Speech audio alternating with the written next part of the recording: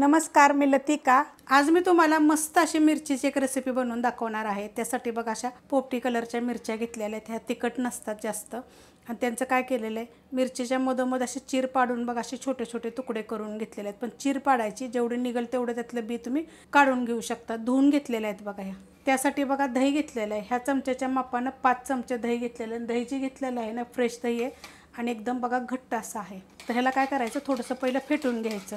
दह्याला चांगलं मिक्स करून घेतलेलं आहे। त्यात टाकणार आहे मी थोडंसं पाणी, एक 3 ते 4 चम्मच पाणी टाकायचं। ह्या चमच्याच्या प्रमाणात मिक्स करून घेऊया। पाणी टाकल्यानंतर बघा चांगलं मिक्स करून घेतलेलं आहे। आता त्यात काय साहित्य टाकायचं, तिखटवाली मिरची पावडर घेतलेली छोटा अर्धा चमचा, छोटा अर्धा चमचा घेतलेला आहे चाट मसाला। त्याच्या जागी तुम्ही आमचूर पावडर पण घेऊ शकता।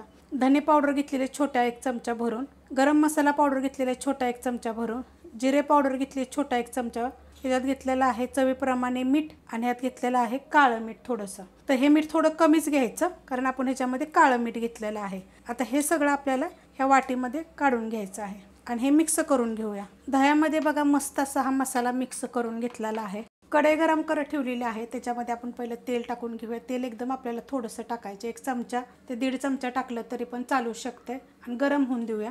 तेल गरम झालेलं आहे, छोटा 1 चमचा टाकायचं मोहरी चांगली फुटली की छोटा 1 चमचा जिरं, गॅस करणार आहे बारीक। त्यात टाकणार आहे थोडीशी हिंग पावडर, त्यात टाकायचे आपल्याला हळद आणि त्यात टाकायचे ही आपण दह्यामध्ये सगळं मिक्स केलेला मसाला। दही टाकल्यानंतर बघा त्याच्यामध्ये टाकणार आहे त्याच वाटीमध्ये थोडंसं पाणी, कारण की खूप सारा मसाला होता त्याच्यामध्ये। आता हे सगळं बारीक गॅसवर मिक्स करून घेते पहिलं। मस्त असे बघा मिक्स करून घेतलेलं आहे। आता त्यात टाकायच्या आपल्याला ह्या मिरच्या, मिक्स करून घेऊया।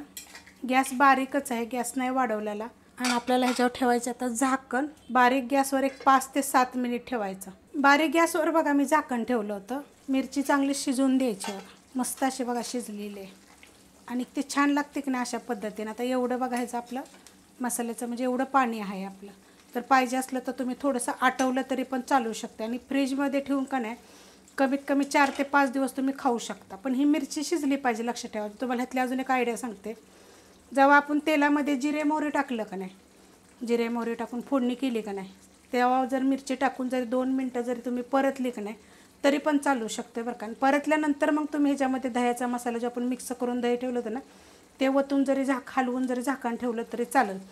पण तुम्ही एक वेळ फक्त हे अशा पद्धतीची करून बघा। फक्त जी सांगितलं ना परतून घेतली तरी चालेल आणि अशी जरी टाकली तर चालेल, पण मिरची शिजली पाहिजे। मस्त अशी बघा ही बारीक गॅसवर मी केलेली आहे। चवीला किती छान लागते। तुम्ही भातावर खाऊ शकता, भाकरीवर खाऊ शकता, चपातीवर खाऊ शकता। रेसिपी आवडली तर लाईक करा, सबस्क्राईब करा, कमेंट करा आणि शेअर बी करा।